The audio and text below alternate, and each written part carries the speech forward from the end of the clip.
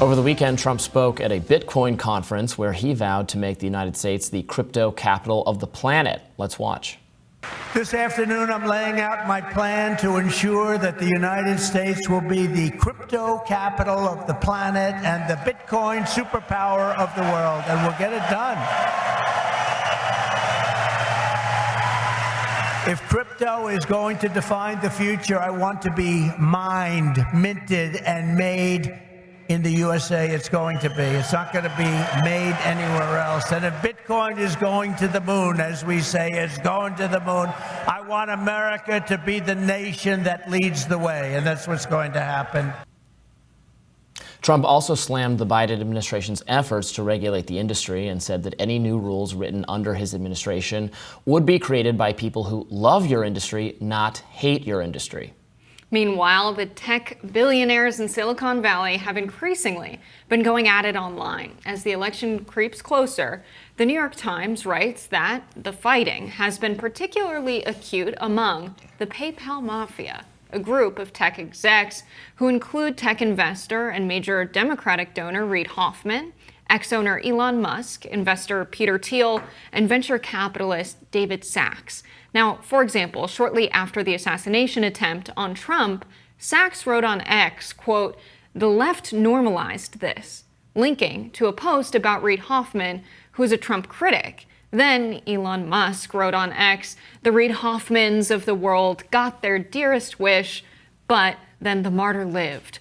For years, Silicon Valley was seen as a liberal stronghold, but Sacks, Musk, and other prominent investors, Mark Anderson and Ben Horowitz. Can we redo that part?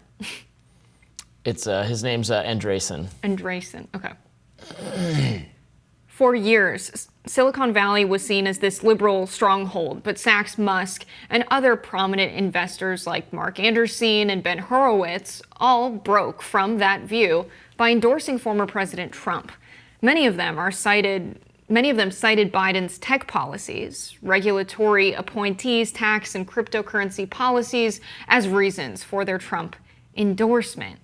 But I think it really comes back to Dodd-Frank and simple financial regulations. Dodd-Frank, after the 2008 financial crisis, was meant to prevent this kind of collapse in the financial system from happening again.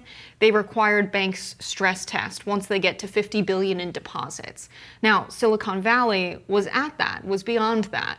But unfortunately, a group of Republicans decide to pass new financial regulations that increase this threshold to $250 billion. So Silicon Valley Bank didn't have to stress test for that. This was a darling investment bank for a lot of these startups in Silicon Valley, and it collapsed. And so some of these financial regulations that they want to lobby against, because they want to free up capital, they want to start their startups, they want to make very risky investments, but it does make banking riskier for everyone else. And I think people want more stability, and I would caution anyone following these guys saying it's good for the economy. Well, I would say that regulation should permit people who want safe, conservative investment banking to do that, and people who want riskier investment type situations to invest their money that way. And then they pay, if it doesn't work out. If it works out, they get those benefits, sure. If it doesn't work out, they pay the cost. The problem is when we privatize the profits, or allow the profits to be mostly shared privately by the people who've invested the money, and socialize the losses, where if you take a loss, if you get screwed up, we bail you out, we subsidize you, the whole system, ultimately the taxpayers rescue you, which is what my understanding is what happened with Silicon Valley Bank. So I'm fine with them wanting a framework or an ability to invest their money accordance with their so-called expertise. That's fine. But then it can't be, oh, we screwed up, now the system collapses, or now the system has to prevent the bank from collapsing. No, if you invest your money and it doesn't work out, then you pay that cost. So I want Bitcoin to be, I think Bitcoin is an exciting potential development. There's a lot of instability in our own currency, a devaluing of our own currency, runaway inflation, and if people want to try out to explore alternatives like Bitcoin, they should be allowed to do so with the understanding that it can carry risk, and we've seen it go up and down over the years. And if people want to diversify what they own or what they have money in and use that as one option, I think that's perfectly fine. And it shouldn't be regulated. I agree with Trump that it shouldn't be regulated by people who hate it. It also shouldn't be regulated, obviously, by industry insiders who just make it friendlier for their specific firms. But it should be an option for people. And then if it works out for you, great. And if it doesn't, well, then you pay the cost, not someone else. Yeah, I think that would be fair if McCarthy and the Republicans that voted for this overturning of Dodd-Frank regulations in 2018, they said, fine, you want to do risky banking, here's your banking charter. You're not getting FDIC insurance, though. We're not going to secure those deposits with public funds. So anyone who participates with a bank like this, guess what? Your money would be toast. I think there's a reason they didn't do that. And it's because Silicon Valley Bank and similar banks lobbied McCarthy for this bill. They know no one would deposit money into those banks without FDIC insurance. No one's going to put their money in a bank that it's not guaranteed to return to them when they withdraw it.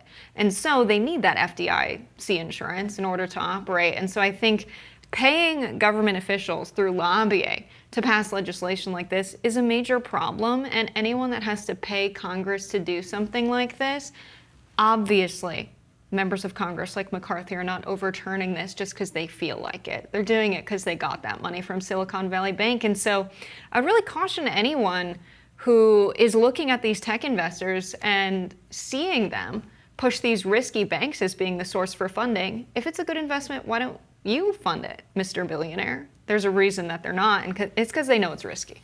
Yeah, like I just said, it should not be both federally backed and guaranteed and, like gambling at the casino. It's got to be one or the other. You do what you want with your money, and we'll have some minimum protections for just ordinary banks that if everybody withdraws at the same time, it has a federal backing. The more out there, zanier stuff, again, I think it's fine. It just should not be protected by the taxpayers in the same way. Yeah, I think Silicon Valley and San Francisco changed. It went from where the Grateful Dead is from, in this place of like smoking weed and like free love and all of these vibes. And then a lot of those people got gentrified out. They all moved to Washington, D.C., of course, Robbie. Yeah. And now it's like a casino, like a big Las Vegas, but for very rich dudes. Yeah. And I think that explains the political mind shift. But I'm fine with that. If you want to gamble with your money, go ahead and gamble. I think gambling should be legal.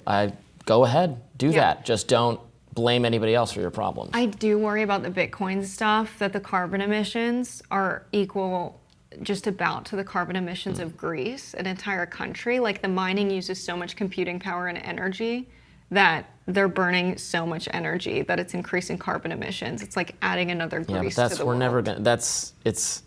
We're not putting Pandora back in the box. I mean, that's just going to be the reality. Our fake money is costing us more than our real money.